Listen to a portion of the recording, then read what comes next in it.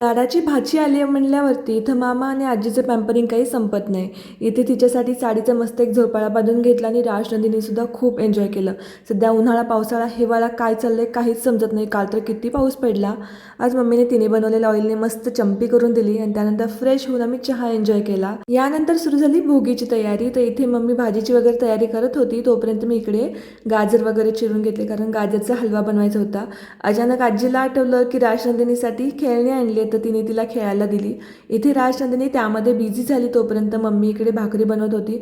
पहिल्यांदाच बाजरीच्या भाकऱ्या आम्ही बनवल्यात, नेहमी तांदळाच्या बनवतो. लहानपणी खूप मजा असायची. आम्ही अशा भाकऱ्या वगैरे पुजणार, त्यानंतर सगळ्यांच्या घरी नेऊन द्यायचं. आता असं काहीच घडत नाही, सगळं चेंज झालंय. यानंतर जेवण जेवून खूप सुस्ती चढली होती. नेक्स्ट डे मॉर्निंगला म्हणलं आता स्किन केअर करावं. गेले 5-6 दिवस काहीच जमलं नाही राजनंदिनीच्या आजारपणामध्ये. तर इथे फेस आधी क्लीन करून घेतला आणि त्यानंतर इथे ब्लॅक हेड्स वगैरे रिमूव्ह करून घेतले.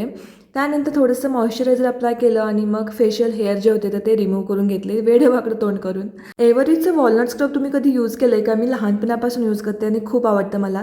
इथे माझ्याकडे हा मसाजर ब्रश आहे, तर त्याने मसाज केला फेसला, पुन्हा क्लीन केलं आणि इथे मामाचा जो राईस पॅक आहे ना, तर तो फेसवरती अप्लाय केला आणि 15 मिनिटांनी क्लीन केलं. खरंच after skin care fresh feel होतं ना.